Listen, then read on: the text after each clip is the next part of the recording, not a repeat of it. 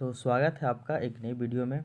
ये हमारा ancient history का क्लास नंबर 5 है और इस क्लास में हम लोग सिंधु घाटी सभ्यता वाले टॉपिक को ही कंटिन्यू करेंगे।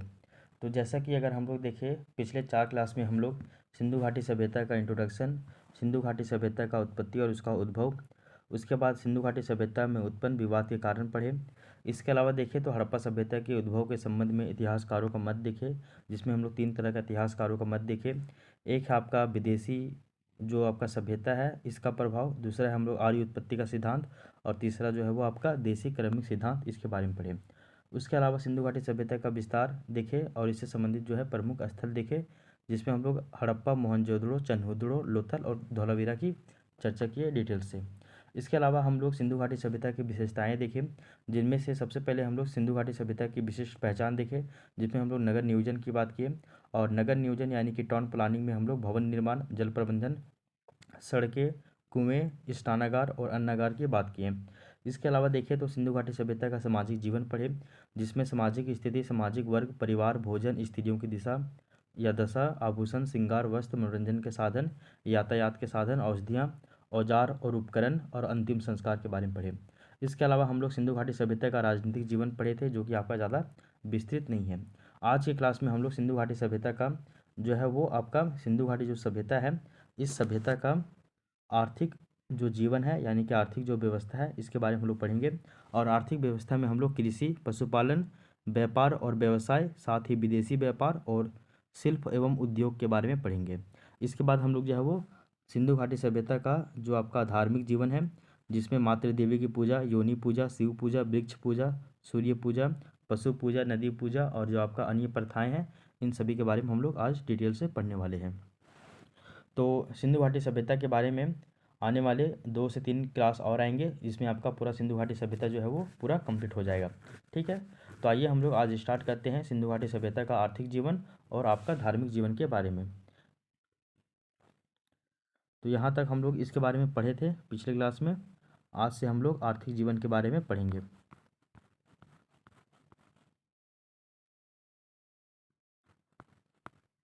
ये रहा आपका सिंधु सभ्यता का आर्थिक व्यवस्था, यानी कि सिंधु घाटी जो सभ्यता जो है इसका हम लोग आर्थिक व्यवस्था के बारे में पढ़ेंगे आज की क्लास में। ठीक है, देखिए अगर हम लोग आर्थिक व्यवस्था की अगर हम लोग बात करें तो आर्थिक व्यवस्था में हम लोगों को पशुपालन यानी कि जो एनिमल हस्बेंड्री है इसकी चर्चा करना पड़ता है, साथ ही साथ कृषि का हम लोग को इसमें चर्चा करेंगे। उसके बाद हम लोग जो है वो शिल्प और जो आपका उद्योग है इसको हम लोग पढ़ेंगे। इसके बाद हम लोग आर्थिक व्यवस्था में जो है वो आपका व्यापार और वाणिज्य, ये भी बहुत ही ज़्यादा समृद्ध था, तो हम लोगों को व्यापार और वाणिज्य के बारे में भी पढ़ना पड़ेगा। व्यापार और वाणिज्य की अगर बात करें हम लोग तो ये 2 तरह से होता था, एक आपका आंतरिक व्यापार और एक आपका बाह्य व्यापार भी देखने को मिलता है।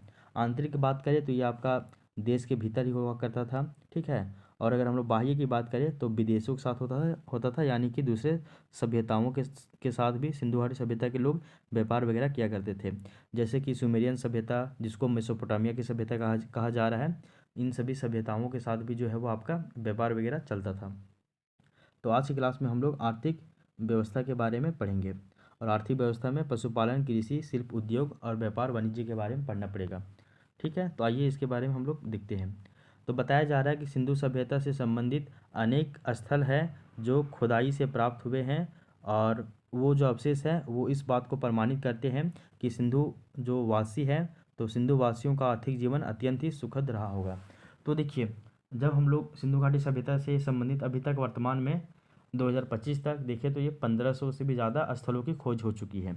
तो इतने सारे स्थलों की जब खोज हुई है तो इससे ये पता चलता है ये जो आपका सभ्यता था, ये सभ्यता जो है वो आर्थिक जीवन, इन सभ्यता का जो लोगों का आर्थिक जीवन है वो बहुत ही सुखद था, बहुत ही प्रोस्पेक्टिव था, बहुत ही समृद्ध था, क्योंकि यहाँ पे व्यापार वाणिज्य बहुत ही बढ़िया कंडीशन में देखने को मिलते हैं।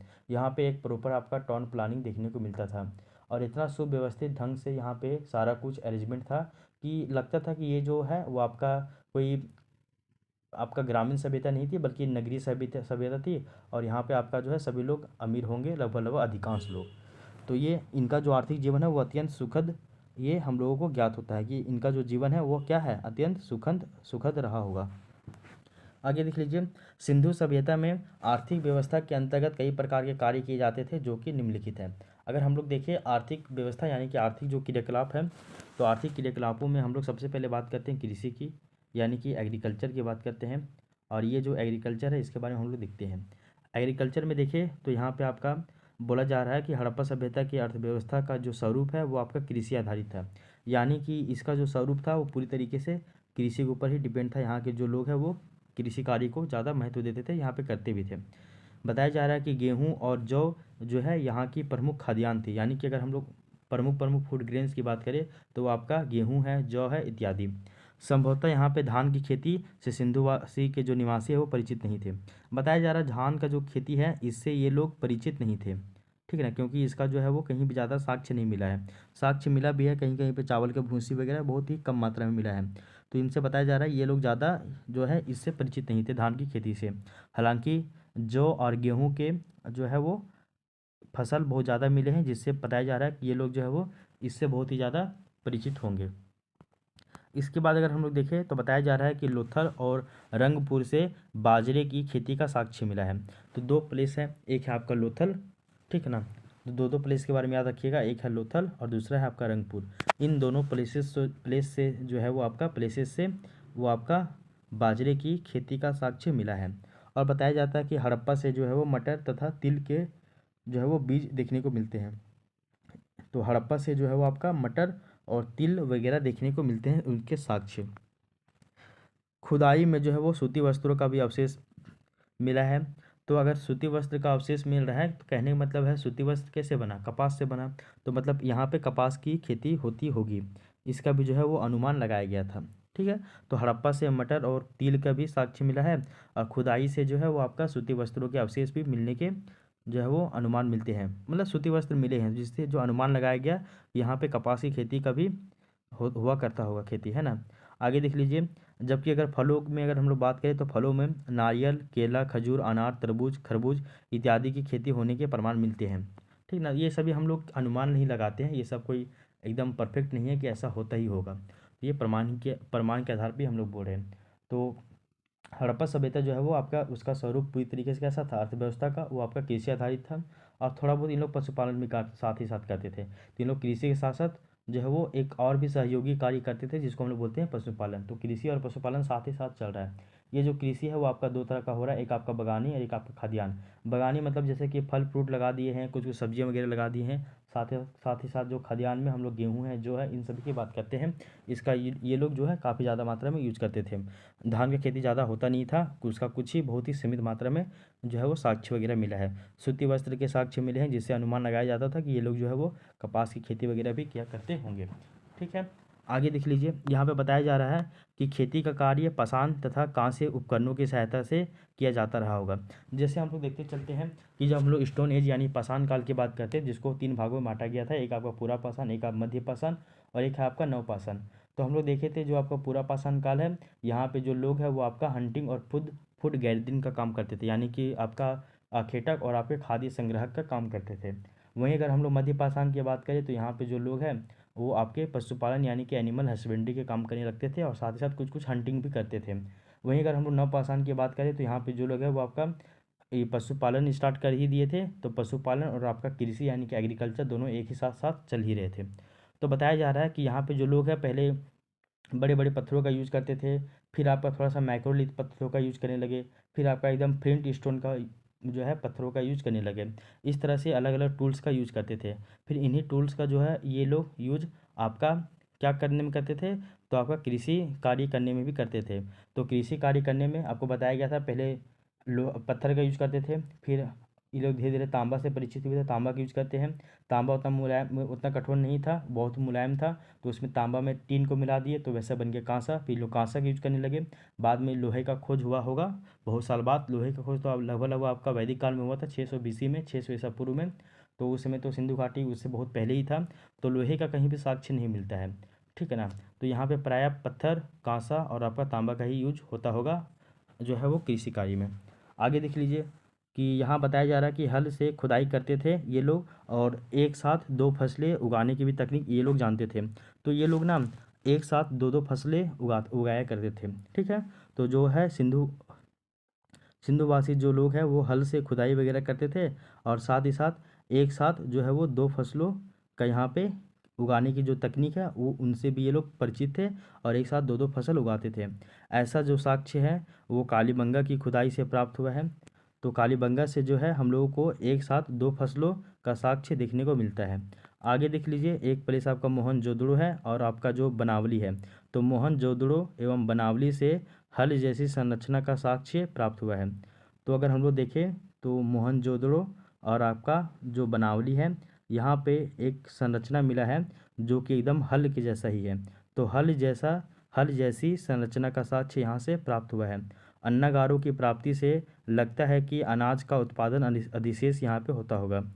फिर बताया गया कि हड़प्पा में भी आपका विशाल अन्नागार मिला। फिर आपका मोहनजोदड़ो में भी स्नानागार के साथ साथ अन्नागार भी मिले थे। तो इससे बताया जा रहा है कि यहाँ पे ना कृषि कार्य ये बहुत ही सरप्लस होता होगा ना, अधिशेष। इसी कारण से ये लोग जो है वो जो भी उत्पादन हुआ करता था फसल, उसको ये लोग स्टोरेज करते थे, है ना। तो उसके लिए ये लोग विशाल विशाल भंडारण गृह बनाए थे, स्टोरेज। तो ये था आपका अन्नागार। तो ये बताया जा रहा है कि हम लोगों को मोहनजोदड़ो से और आपका बनावली से, दोनों से जो है वो आपका हल जैसी संरचना का साक्ष्य मिला है। और अन्नागारों की प्राप्ति से लगता है कि अनाज का उत्पादन जो है यहाँ पे आपका अधिशेष होता था, यानी कि सरप्लस होता था। अगर सरप्लस होगा तभी ना आप उसको, देखिए अगर आपके पास जीवन निर्वाह कृषि कीजिएगा तो आप केवल उसको अपने उपयोग में ही लाइएगा। अगर आप थोड़ा सा वाणिज्य कृषि कीजिएगा तो आपका पेट भी चलेगा, उसको थोड़ा समय के लिए भंडारण भी कर दीजिएगा, स्टोरेज भी कीजिएगा, और जो बच रहा है उसको आप बेच भी दीजिएगा। तो इस तरह से आपके पास ज़्यादा रहेगा तभी ना आप उसको स्टोरेज कीजिएगा और व्यापार कीजिएगा, बेचिएगा। तो सिंपल सी बात वही है।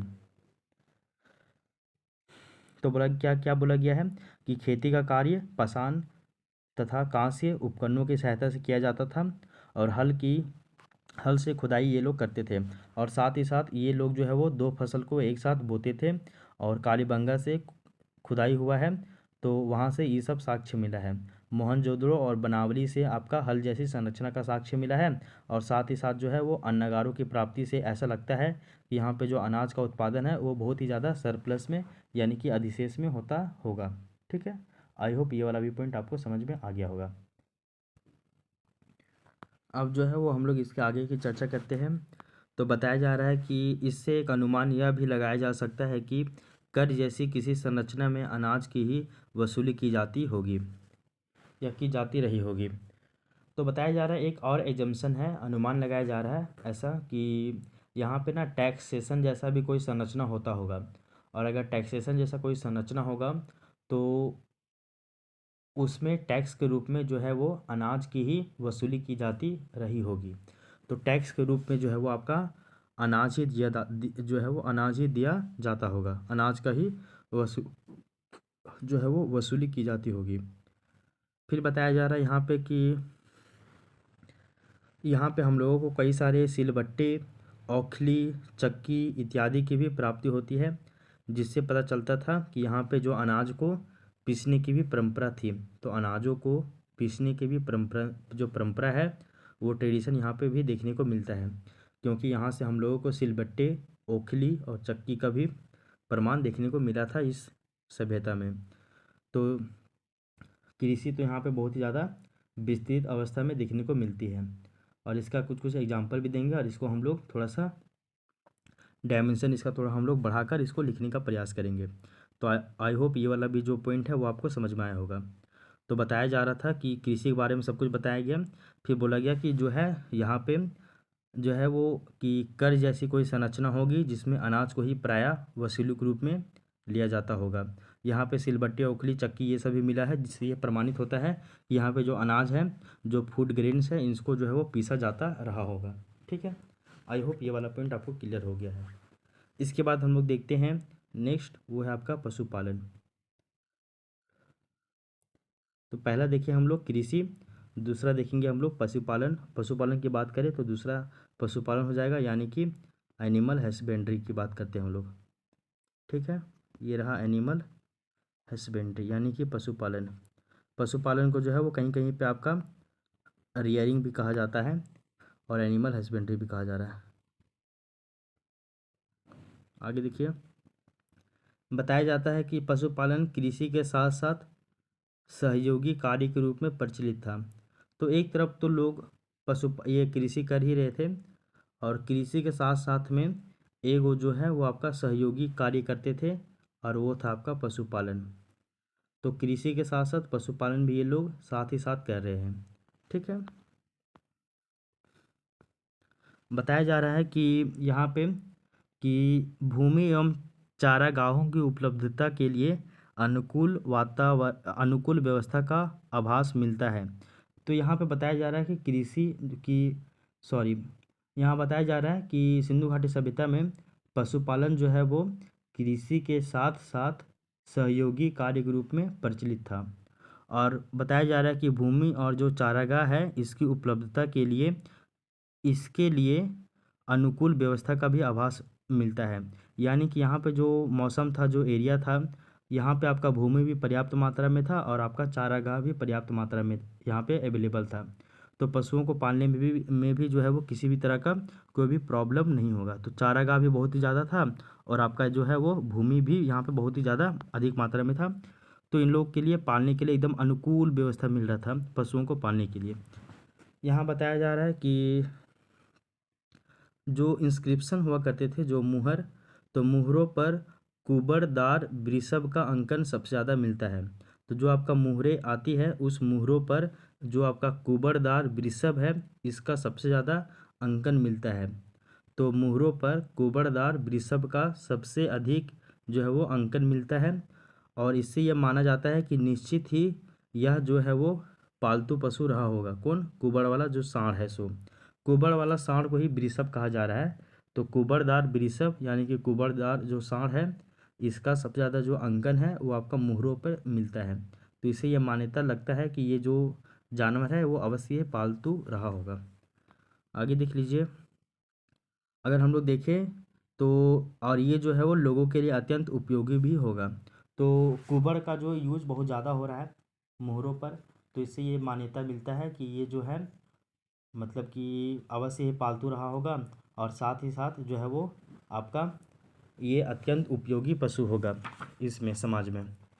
फिर बताया जा रहा है यहाँ पे आप देखिएगा तो पाइएगा कि इसके अलावा भी और भी अन्य अन्य जो है वो पालतू जानवर भी इसमें थे।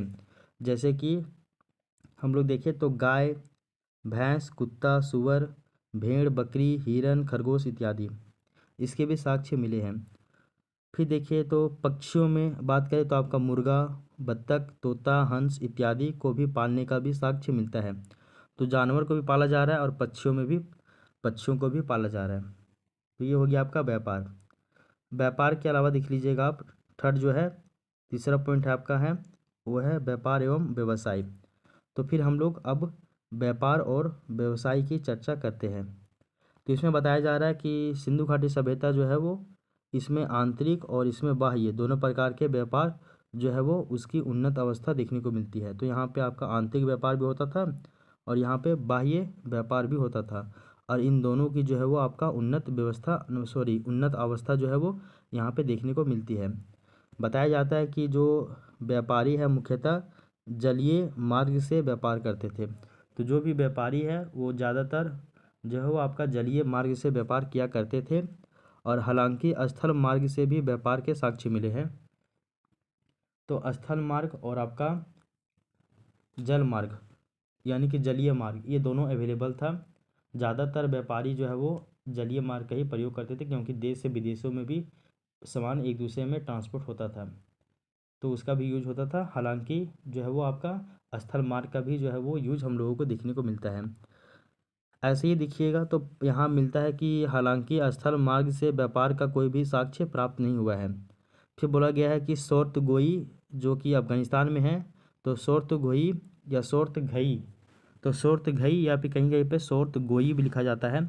तो सोर्तघई की बस्ती इसी तरह का एक दूरस्थ उपनिवेश लगता है जो स्थल व्यापार की दृष्टि से बसाई गई होगी।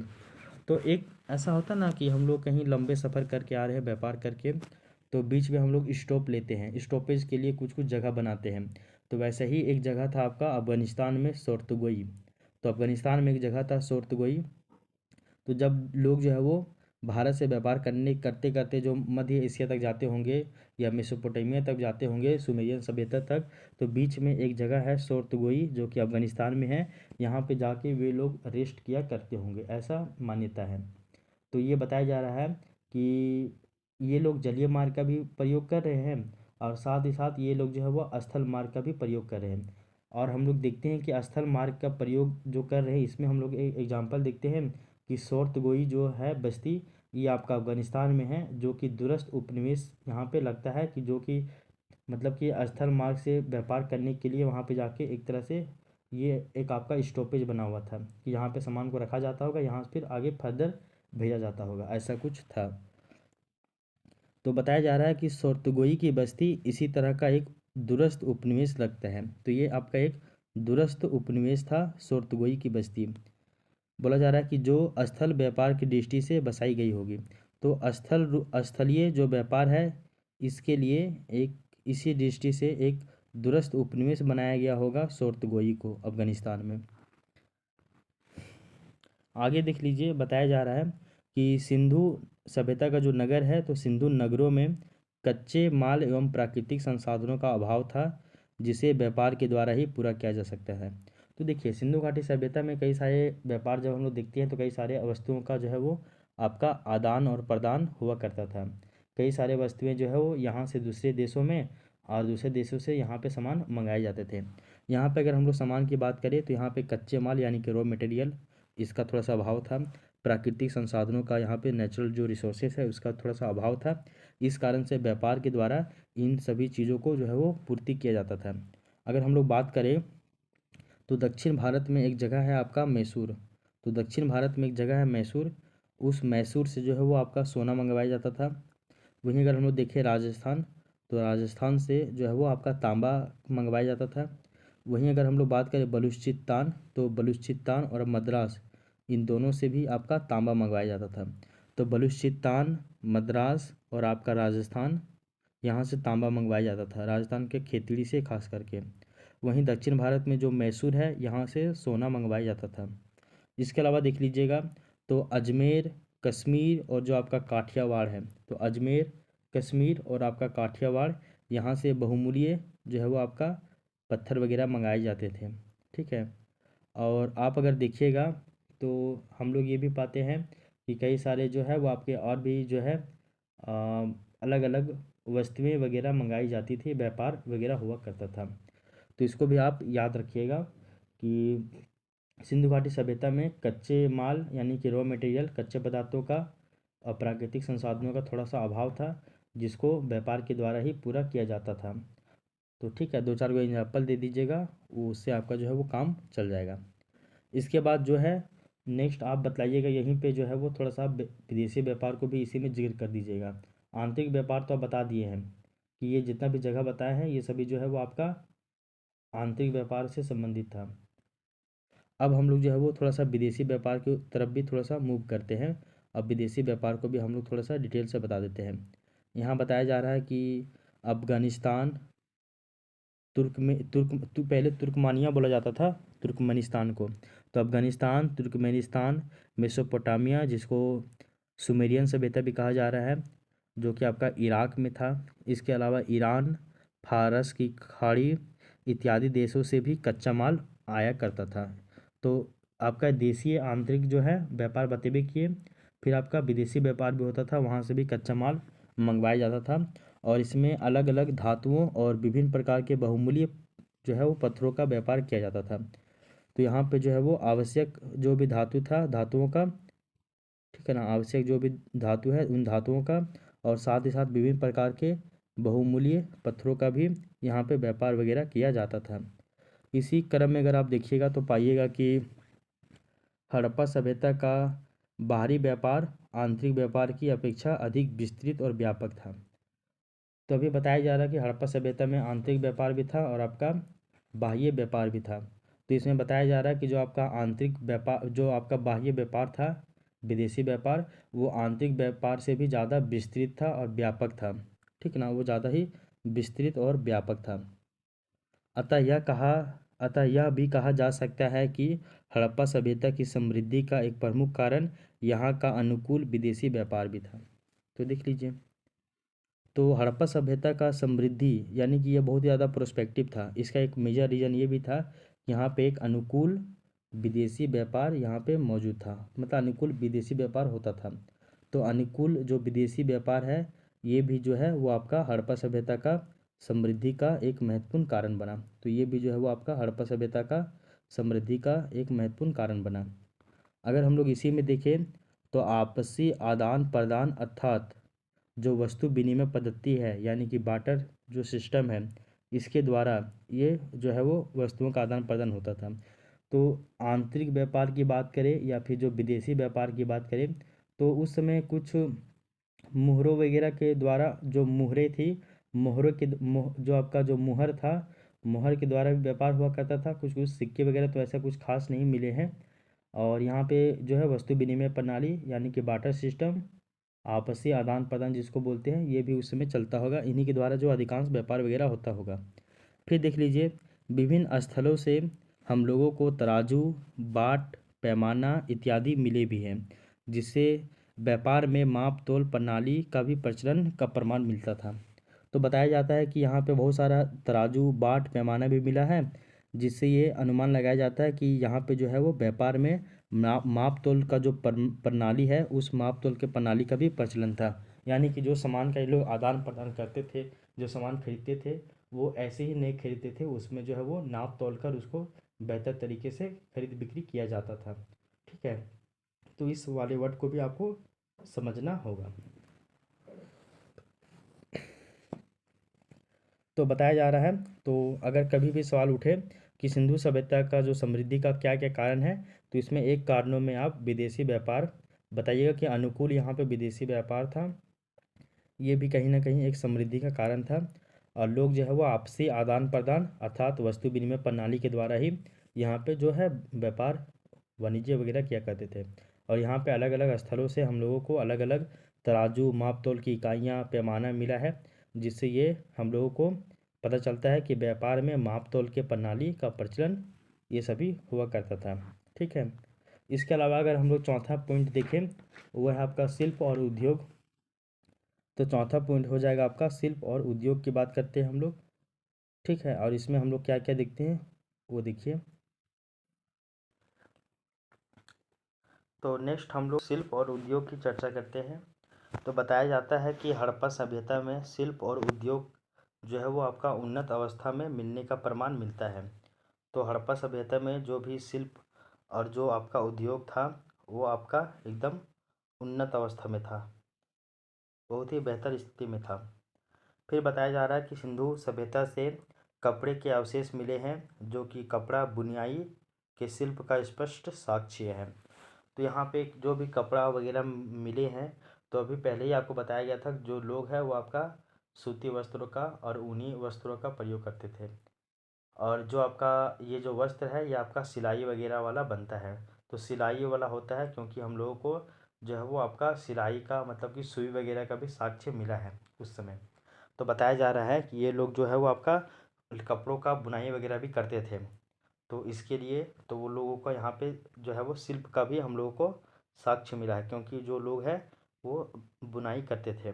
ठीक है, इसके बाद देख लीजिए, यहाँ पे हम लोगों को कुछ कुछ और ऐसे भी साक्ष्य मिले हैं कि वस्त्रों पर कढ़ाई लोग जानते थे। तो वस्त्रों पर कढ़ाई करने का भी जो है वो साक्ष्य मिला है। एक तो आपका सूती वस्त्र मिला है जो कि बुनाई का साक्ष्य मिल रहा है शिल्प में। इसके अलावा कपड़ों के ऊपर कढ़ाई करने का भी साक्ष्य हम लोगों को प्राप्त हुआ है इसमें। ठीक है ना, आगे देखिएगा तो पाइएगा कि रंगे हुए बर्तन रंगाई कार्य का प्रमाण देते हैं। तो यहाँ पे कई सारे बर्तन यानी कई सारे मृदभांड पोट्री मिला करते थे, जो कि आपके रंगे हुए होते थे। तो ये रंगाई का भी प्रमाण देते हैं। जैसा कि अगर हम लोग चित्रित धूसर मृदभांड की बात करें, जिसको हम लोग पेंटेड ग्रे वेयर बोलते हैं, ये आपका अलग अलग मृदभांड हुआ करता था, जिसके ऊपर रंग पुताई करके उसके ऊपर कुछ कुछ चित्रकारी वगैरह किया जाता था। ठीक है ना, तो हम लोग क्या क्या पढ़े हैं, तो अभी बताया गया है कि हड़प्पा सभ्यता में शिल्प और उद्योग जो है वो आपका उन्नत अवस्था में मिला है। और साथ ही साथ सिंधु सभ्यता में कपड़े के अवशेष मिले हैं, जो कपड़ा आपका बुनाई यानी कि बुना हुआ होता था, यानी कि इससे आपका शिल्प का साक्ष्य मिल रहा है। साथ ही साथ ऐसे भी साक्ष्य मिल रहे हैं कि वस्त्रों पर कढ़ाई हम लोगों को देखने को मिलता है, कढ़ाई किया हुआ वस्त्र मिलता है। और आपका रंगा हुआ जो बर्तन है, ये आपका रंगाई कार्य करने का भी प्रमाण देता है। साथ ही साथ चाप पर बर्तन बनाना, मतलब कि जो चाप है ना, जैसे कि कुम्हार का जो चाप होता है इसमें बर्तन बनाता है, तो चाप पर बर्तन बनाना, खिलौने का निर्माण करना, मुद्राओं का निर्माण करना, आभूषण बनाना, मनके बनाना इत्यादि जो है वो प्रमुख शिल्पकारी थे। तो ये सभी जो है चाप पर बर्तन बनाना, खिलौने बनाना, मुद्रा बनाना, आभूषण बनाना, मनके बनाना इत्यादि जो काम है, ये आपके क्या बताते हैं, वो बतलाते हैं कि यहाँ पे जो लोग हैं वो शिल्पकारी हुआ करते थे। तो शिल्पकारी का भी प्रमाण देते हैं ये लोग। इसके अलावा अगर हम लोग देखें तो विभिन्न निर्माणों से पता चलता है कि धातुओं को गलाने और उन्हें पीटने तथा उन पर पानी चढ़ाने की भी विधि से लोग परिचित थे।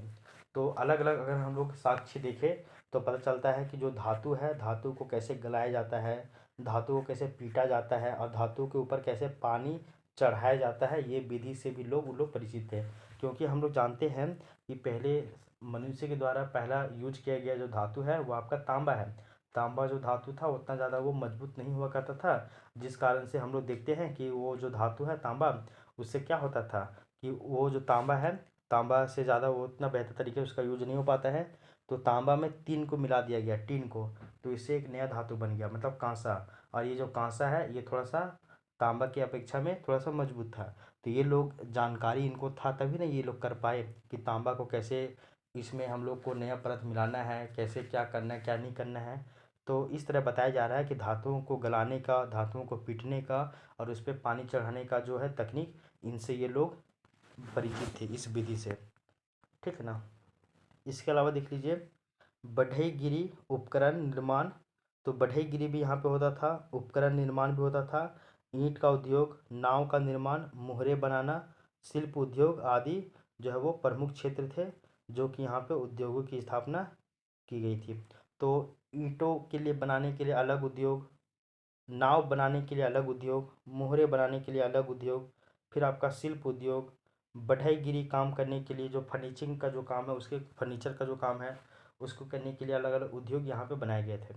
तो एक तरफ तो आपका शिल्प भी यहाँ पे जो है बहुत बेहतर तरीके से डेवलप हो रहा है, और साथ ही साथ जो है वो आपका यहाँ पे उद्योग भी जो है वो बहुत ही ज़्यादा अच्छे तरीके से यहाँ पे डेवलप हो रहा है। तो अगर इन सभी के बाद अगर हम लोग देखें तो बताया जाता है कि सिंधु सभ्यता के जो है वो मिट्टी के बर्तन अधिकांशतः सादे होते थे, परंतु कुछ पर लाल पट्टी के साथ काले रंग से चित्रकारी की होती थी। तो जो मिट्टी के बर्तन होते थे, यानी कि जो आपका पोट्री होता था, मृदभांड, वो अधिकांश जो मिट्टी के बर्तन वो सादे होते थे, सिंपल। लेकिन कुछ कुछ पे आपका लाल पट्टी के साथ साथ कुछ कुछ चित्रकारी किया जाता था। जैसे कि ये आपका ऐसे बर्तन हो गया, ठीक है ना, इसमें आपका लाल लाल ऐसे पट्टी दे दिया और फिर आपका कुछ कुछ चित्रकारी कर दिया था इधर। तो इस तरीके से बताया जा रहा है। आगे देख लीजिए, यहाँ बताया जा रहा है कि साथ ही काले रंग से जो है वो लाल पट्टी बनाता था और लाल पट्टी के ऊपर काले रंग से चित्रकारी बनाता था। और हम लोग ये भी देखते हैं कि चित्रों में सपाट लाइनें, पत्तियाँ, तराजू, जाली का काम, ताड़ एवं पीतल के वृक्ष बनाए जाते थे, ये सभी शामिल है। अगर देखें तो कुछ बर्तनों से मुद्रा के निशान इनके दुरस्त व्यापार का संकेत देते हैं। तो कुछ कुछ बर्तनों से हम लोगों को ना मुद्रा का भी निशान मिला है, यानी कि अलग अलग जगहों में अलग अलग जो करेंसी है, मुद्राएं चलती हैं। तो इससे ये बताया जाता है कि ये व्यापार होकर दूसरे सभ्यता से हमारे सभ्यता में आई है या फिर हमारे सभ्यता से दूसरे सभ्यता में गई है। तो ये सभी भी हम लोगों को देखने को मिलता है। ठीक ना, आप इसको भी थोड़ा सा ध्यान में रखिएगा। तो सिंधु घाटी सभ्यता में जो है वो आपका मृदभांड वगैरह भी देखने को मिलते हैं। अधिकांश जो मृदभांड थे वो आपके सादे थे, लेकिन उसके ऊपर लाल पट्टी चढ़ाई जाती थी और उसके ऊपर फिर काले रंग से कुछ ना कुछ चित्रकारी वगैरह किया जाता था। तो इसको भी आप थोड़ा सा ध्यान में रखिएगा। तो ये सभी जो है वो आपका सिंधु घाटी सभ्यता के लोगों का जो है वो आर्थिक जीवन इस तरीके से चलता था। तो अगर हम लोग जब कभी भी आर्थिक जीवन की बात करेंगे सिंधु घाटी सभ्यता में, तो वो इन्हीं सभी एस्पेक्ट जो है वो डायमेंशन को हम लोग कवर करेंगे।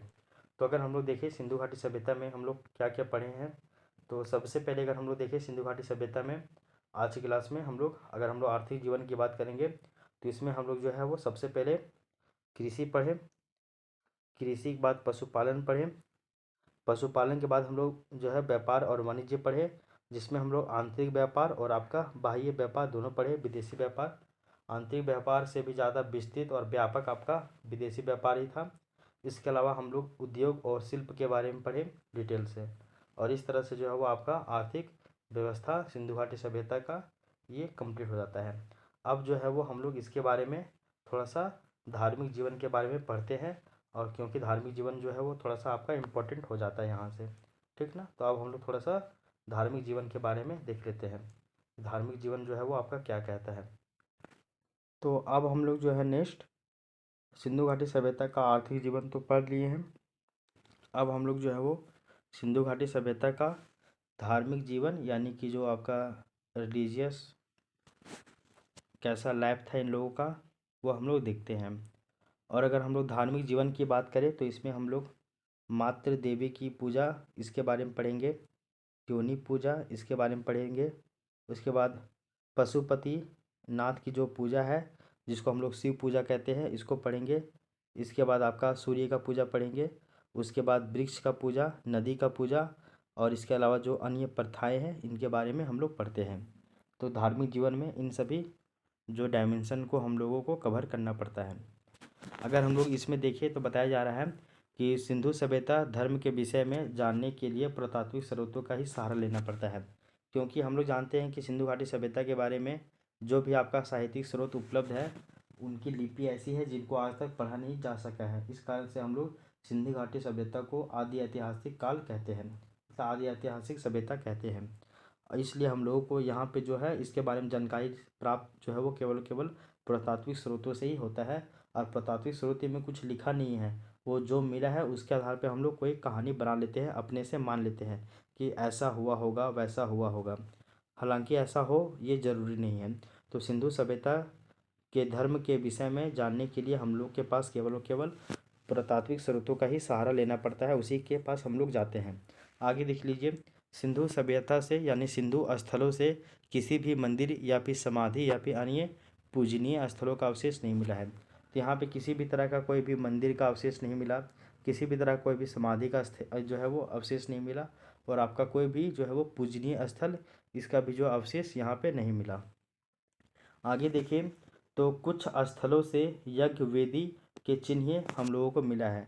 तो यज्ञ वेदी के चिन्ह मिले हैं कुछ कुछ स्थलों से, लेकिन किसी भी बड़े संस्थागत साक्ष्य का अभी भी हम लोगों को अभाव है, जिस कारण से हम लोग कोई भी एक हम लोग बोलते हैं निश्चित निष्कर्ष की तरफ नहीं जा सकते हैं अभी भी। फिर देखिए यहाँ बताया जा रहा है कि पुरातात्विक साक्ष्यों के आधार पर हड़प्पा सभ्यता के धार्मिक जीवन की विशेषताएं जो है वो निम्नलिखित है।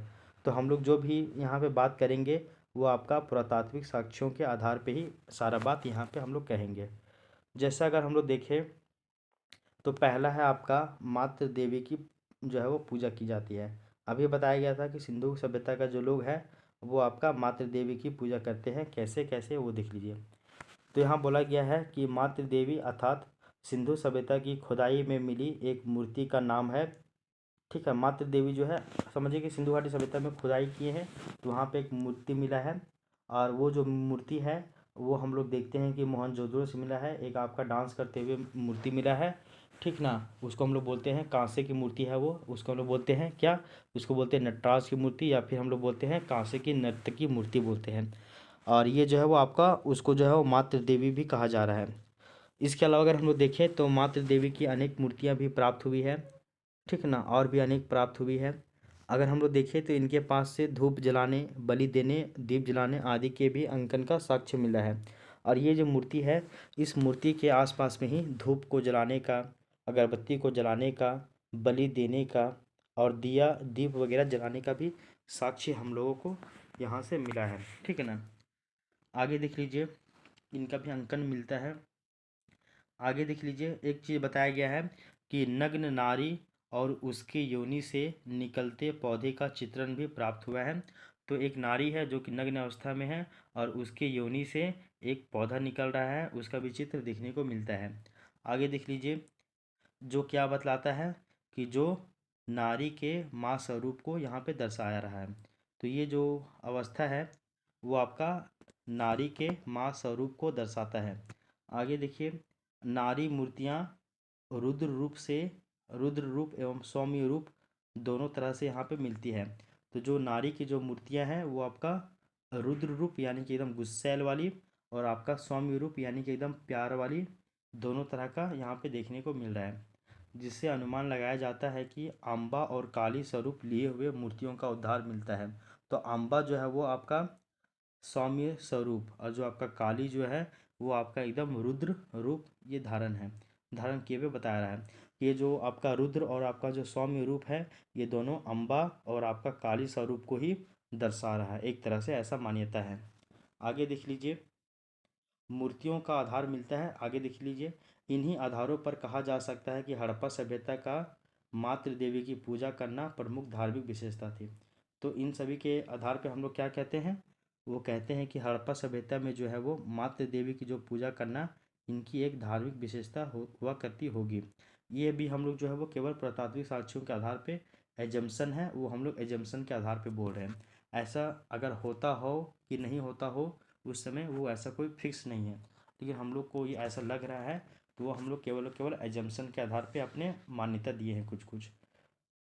ठीक है, तो आई होप ये वाला भी लाइन आपको समझ में आया होगा। ठीक है, क्या आप बोले हैं, एक बार हम इसको पढ़ देते हैं।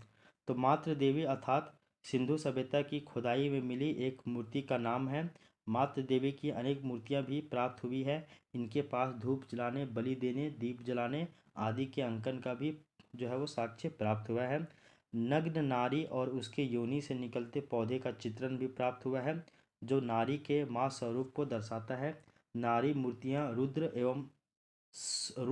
रूप एवं सौम्य रूप दोनों तरह से मिलते हैं, जिससे अनुमान लगाया जाता है कि अम्बा और काली स्वरूप लिए हुए मूर्तियों का आधार मिलता है।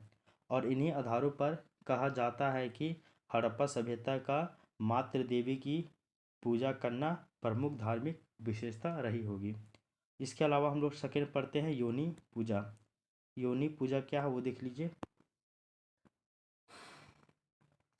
तो बताया जा रहा है कि खुदाई से प्राप्त सीप, मिट्टी और पत्थर आदि के बने हुए छल्लों से यह प्रतीत होता है कि वे लोग जो वो आपके योनि पूजा करते होंगे। तो सीप, मिट्टी और पत्थर इत्यादि के बने हुए छल्ले मिले हैं, और इन छल्लों से ये प्राप्त होता है कि ये लोग क्या करते होंगे, जो है वो योनि पूजा करते होंगे। इसके अलावा अगर हम लोग देखें तो थर्ड है आपका शिव पूजा। शिव पूजा के बारे में क्या मान्यता है वो देख लीजिए। बताया जा रहा है कि हड़प्पा की खुदाई से ऐसी मूर्तियां प्राप्त हुई है जिससे शिव उपासना के विषय में ज्ञान होता है। तो हड़प्पा सभ्यता का जब खुदाई हुआ है तो खुदाई से कुछ कुछ ऐसी ऐसी मूर्तियां मिली है जिससे भगवान शिव की उपासना के विषय में जानकारी होता है। और इस मूर्ति के अतिरिक्त हड़प्पा सभ्यता में हड़प्पा और मोहनजोदड़ो से लिंग के बनावट के आकार का साक्ष्य भी मिला है। तो एक चीज़ तो मिला कि खुदाई में हम लोगों को ऐसी मूर्तियाँ मिली है जो कि आपका शिव उपासना के विषय में जानकारी दे रही है। इसके अलावा हड़प्पा और जो मोहनजोदड़ो जो जगह है, प्लेस है, यहाँ से लिंग के समान यानी कि लिंग के बनावट के बनावट के आकार का जो है वो साक्ष्य प्राप्त हुआ है, जिसकी जो पुष्टि है वो आपका शिवलिंग के रूप में की गई है। तो हड़प्पा और आपका मोहनजोदड़ो से लिंग के बनावट के आकार का साक्ष्य मिला है, जिसकी पुष्टि जो है वो आपका शिवलिंग के रूप में की गई है। आगे देखिए, सिंधु सभ्यता निवासी के प्रमुख देवता के रूप में ऐसा है कि वो भगवान शिव का ही आधार मिलता है प्रमुख देवता के रूप में। इसके अलावा देख लीजिए, यहाँ पे पशु पूजा जो है वो बहुत ही ज़्यादा फेमस था। और पशु पूजा की बात करें तो यहाँ बताया जा रहा है कि सिंधु सभ्यता में अनेक मुद्राओं पर बैल, भैंस, कुबड़ वाला सांड आदि पशुओं का जो है वो चित्र मिलता है। तो सिंधु सभ्यता में अलग अलग मुद्राओं पर बैल, भैंस, पशु और कुबड़ वाले सांड इत्यादि का चित्र मिलता है, जिससे उस समय जो है वो आपका पूजा किए जाने पूजा किए जाने का अनुमान इससे लगाया जाता है। तो बताया जा रहा है कि सिंधु सभ्यता में जो भी अलग अलग मुद्राओं पे बैल का, पशु का, भैंस का, कुबड़ वाले सांड का इन सभी पशुओं का चित्र मिल रहा है, तो जिनसे बताया जा रहा है कि उस समय शायद इन सभी पशुओं का क्या किया जाता होगा, पूजा किया जाता होगा। और कुछ कुछ इतिहासकार का मानना है कि सिंधु के जो है वासी एक श्रृंगी बैल, नाग, कबूतर इत्यादि की पूजा करते थे। तो कुछ कुछ इतिहासकारों का मानना है कि जो सिंधुवासी जो लोग हैं वो एक श्रृंगी बैल और नाग और साथ ही साथ कबूतर का ये लोग पूजा किया करते होंगे। ऐसा केवल मान्यता है, जरूरी ऐसा नहीं है कि ऐसा हो। इसके अलावा देख लीजिए 5वां नंबर है आपका, वो है आपका सूर्य पूजा। तो 5वां क्या है, सूर्य पूजा है। और सूर्य पूजा में बताया जा रहा है कि कुछ मुद्राओं पर सूर्य के चिन्ह, स्वास्तिक एवं पहिया प्राप्त हुए हैं। तो कुछ कुछ मुद्राओं पर जो है वो सूर्य के चिन्ह जो है वो स्वास्तिक एवं पहिया वो प्राप्त हुए हैं, जिससे अनुमान लगाया जाता है कि सिंधु निवासी जो है वो आपका सूर्य की पूजा किया करते होंगे। तो कुछ कुछ मुद्राओं पर जो है वो आपका सूर्य और जो है वो स्वास्तिक चिन्ह का भी, और साथ ही साथ कुछ कुछ पहिया पहिया मतलब जो व्हील होता है, चक्का होता है, इसका भी अंकन दिखने को मिलता है, जिससे अनुमान लगाते हैं कि ये लोग शायद सूर्य का पूजा किया करते होंगे। ठीक है, नेक्स्ट देख लीजिए वृक्ष पूजा। तो बताया जा रहा है कि वृक्ष पूजा में बोला जा रहा है, और क्या बोला जा रहा है वो देख लीजिए। वृक्ष पूजा पूजा में बोला जा रहा है कि सिंधु सभ्यता में कुछ मुहरों पर पीपल का वृक्ष देवी तथा देवता के रूप में अंकित अंकित मिलता है। तो सिंधु सभ्यता में जो मुहरें मिली है, जो आपका इंस्क्रिप्शन मिला है, उसमें पीपल का जो वृक्ष है वो देवी अथवा देवता के रूप में उसका अंकन मिलता है, पीपल के वृक्षों का, जिससे ये प्रमाणित होता है कि उस समय वृक्ष पूजा का महत्व रहा होगा। तो पीपल वृक्ष का जो है वो अंकन मिल रहा है मोहरों के ऊपर, तो जिससे वृक्ष पूजा का महत्व उस समय था, इस बात की जानकारी मिलती है। आगे देख लीजिए, उस समय नीम, खजूर, शीशम, बबूल वृक्षों की भी पूजा की जाती होगी, ऐसा मान्यता है। लेकिन सर्वाधिक पवित्र वृक्ष की बात करें तो वो आपका पीपल को ही माना जा रहा है। इसके अलावा अगर हम लोग देखें तो आपका किसी को हरी रोग बीमारी होता है, तो वैसे में आपका जो है वो आपका शिलाजीत का, फिर आपका जो नीम के पत्तों का प्रयोग किया जाता था, तो ऐसे में उनका जो है वो उनको गॉड वर्शिप के रूप में माना जाता था, उनका पूजा किया जाता होगा, ऐसा मान्यता है। तो कई सारे पेड़ होंगे, नीम, खजूर, शीशम, बबूल, सभी सारे वृक्ष होंगे, लेकिन सबसे ज़्यादा जो सर्वाधिक पवित्र जो है वो आपका पीपल को ही माना जाता होगा उस समय। ठीक है, इसके अलावा देख लीजिए 7वां नंबर पॉइंट, और वो है आपका नदी पूजा, यानी कि रिवर्स, नदियों का पूजा की बात की जा रही है।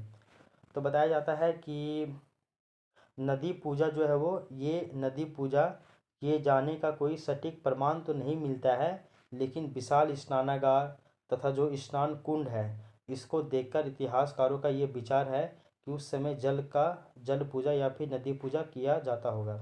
क्यों? क्योंकि जो है विशाल स्नानागार, विशाल जो स्नान कुंड है, इन सभी को देखकर ऐसा मान्यता है कि शायद हो सके उस समय ये लोग जो है वो आपका नदी पूजा वगैरह किया करते होंगे या फिर जल का पूजा किया करते होंगे, क्योंकि उस समय व्यापार वाणिज्य के लिए, कृषि के लिए, और भी अगर हम लोग बात करें और भी जो अन्य जो गतिविधियां हैं, इसके लिए सबसे अगर महत्वपूर्ण चीज़ कोई थी तो वो था आपका जल। तो जल जो है वो उस समय व्यापार वाणिज्य के लिए, कृषि के लिए और आपका आर्थिक गतिविधि के लिए, या सभी तरह की गतिविधियों के लिए जल की जो है वो बहुत ही ज़्यादा आवश्यकता थी। अतः इसी आधार पर अनुमान लगाया जाता है कि नदी पूजा भी उस समय जो है वो आपका की जाती रही होगी, नदी पूजा भी किया जाता होगा, ऐसा मान्यता है। आगे देखिए, कालांतर में हिंदू धर्म में भी इन सभी का समावेश किसी न किसी रूप में कर लिया गया है। अगर देखिए तो आगे के काल में, कालांतर में जो आपका हिंदू धर्म है, हिंदू धर्म में इन सभी तत्वों का, यानी कि पशु पूजा, शिव पूजा, फिर आपका वृक्ष का पूजा, नदी का पूजा, सूर्य का पूजा, फिर अगर हम लोग देखें तो माता देवी की पूजा, योनि की पूजा, इन सभी का जो है वो, इन सभी का समावेशन जो है वो आपका इंक्लूसिवनेस जो है वो आपका किसी ना किसी रूप में कर लिया गया है। ठीक ना, जो एक तरफ इनके महत्व को दर्शाते हैं, वहीं दूसरी ओर हिंदू धर्म की अनन्य ग्रह्यता की गरिमा प्रदान करते हैं। तो बताया जाता है कि हिंदू धर्म जो है वो कितना तार्किक है, यहाँ पे जो पूजा किया जा रहा है वो कितना ही नेचुरल चीज़ों का ही पूजा किया जा रहा है, तो ये भी आपको पता होगा। तो बताया जा रहा है कि कालांतर में हिंदू धर्म में भी इन सभी जो तत्व हैं, इन सभी तत्वों का समावेश किया गया है, हो गया है, जो एक तरफ तो इनके महत्व को दर्शाते हैं, तो वहीं दूसरी ओर जो है वो हिंदू धर्म की अनन्य ग्राह्यता को भी ये लोग गरिमा प्रदान करते हैं। इसके अलावा देखिए, तो आपका कुछ कुछ अन्य प्रथाएं भी थी जो कि इम्पोर्टेंट है। अन्य प्रथाओं की अगर हम लोग बात करें, तो इसमें बताया गया है कि सिंधु सभ्यता के अवशेषों से यह ज्ञात होता है कि आधुनिक आधुनिक युग के समान वे लोग भी पूजा में धूप एवं अग्नि का प्रयोग करते थे। तो अगर अन्य प्रथाएं की बात करें, तो इसमें बताया जा रहा है कि सिंधु सभ्यता के अवशेषों से हम लोगों को ये चीज़ ज्ञात हुआ है कि जो आधुनिक युग है, तो आधुनिक युग के जैसा ही उस समय के जो लोग हैं वो जो पूजा करते थे, तो उस समय धूप और अग्नि का प्रयोग किया करते थे। उस समय भी धूप और अग्नि का प्रयोग किया करते थे। साथ ही साथ पूजा करते समय गाने बजाने के भी संकेत मिलते थे या मिलते हैं।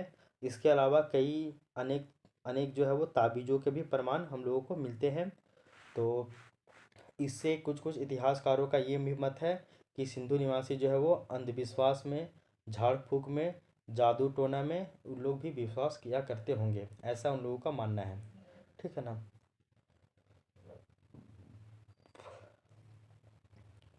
तो आगे हम लोग इसमें देखेंगे। तो आई होप ये वाला जो लाइन है वो आपका समझ में आया होगा कि ये लोग जो है अंधविश्वास में भी, झाड़ फूक में भी और आपका जादू टोना में भी ये लोग विश्वास रखते होंगे। ठीक है। तो सिंधु सभ्यता के जो लोग हैं वो अन्य हम लोग प्रथाओं में देखें कि सिंधु सभ्यता के अवशेषों से ये ज्ञात होता है कि आधुनिक युग के समान ही वे लोग भी जो है वो आपका पूजा में धूप और अग्नि का प्रयोग करते थे, और पूजा करते समय गाने बजाने के भी संकेत हम लोगों को मिलते हैं। और इसके अलावा अगर देखें तो अनेक ताबीज़ों का भी प्रमाण हम लोगों को मिलता है। इस प्रकार से देखें तो कुछ कुछ इतिहासकारों का मत है कि जो सिंधु निवासी जो है वो अंधविश्वास में, जादू टोना में, भूत प्रेत में, झाड़ फूक में ये लोग विश्वास रखते थे। ठीक है। तो ये वाला जो पॉइंट है आपको बेहतर तरीके से समझ में आ गया होगा। ठीक है। अब यहाँ पे आपको किसी भी तरह का घबराने की आवश्यकता जो है वो नहीं है। ठीक है। तो आज की क्लास को हम लोग यहीं तक रहने देते हैं। यानी कि आज की क्लास में हम लोग आर्थिक जो है जीवन इसको भी पढ़े, धार्मिक जीवन जो है वो उसको भी हम लोग पढ़ लिए। अब जो है वो एक क्लास आपका और आएगा, और उस क्लास में हम लोग सबसे पहले क्या पढ़ेंगे, तो उस क्लास में हम लोग जो है वो पढ़ेंगे कि जो सिंधु सभ्यता है यहाँ पे कला एवं स्थापत्य क्या था। तो कला और स्थापत्य के बारे में हम लोग थोड़ा सा जो है वो पढ़ेंगे। सबसे पहले तो हम लोग जो है वो आपका सिंधु सभ्यता का नगर स्थापत्य पढ़ेंगे, फिर इसी में हम लोग सिंधु सभ्यता का कला स्थापत्य के बारे में पढ़ेंगे। उसके बाद हम लोग जो है वो आपका सिंधु सभ्यता में लिपि के बारे में पढ़ेंगे। उसके बाद एक लास्ट टॉपिक बचेगा, सिंधु टॉपिक जो है कि सिंधु घाटी सभ्यता का पतन कैसे हुआ उसके बारे में बताएंगे। और पतन के बाद एक लास्ट टॉपिक बचता है आपका कि हड़प्पा सभ्यता, यानी कि जो सिंधु घाटी सभ्यता है, इस सभ्यता का महत्व क्या है और इस सभ्यता का प्रासंगिकता क्या है, इस वाले टॉपिक को हम लोग कल की क्लास में देखेंगे। तो आई होप कल एक क्लास लगेगा या तो फिर आपका दो क्लास लगेगा, जिसमें ये टॉपिक पूरा आपका कंप्लीट हो जाता है। तो इस तरह से अगर हम लोग देखें तो ये जो है वो आपका टोटल ये लेक्चर नंबर जो 5 था ये आपका कंप्लीट हो जाएगा। कल एक क्लास और आएगा आपका, और समझिए 2 क्लास और आएगा, उसमें आपका पूरा सिंधु घाटी जो सभ्यता है वो पूरी तरीके से आपका कंप्लीट हो जाएगा। तो आज की क्लास को हम लोग यहीं पे रहने देते हैं। अब हम लोग मिलते हैं नेक्स्ट क्लास में। तो तब तक के लिए thank you, take care, bye bye.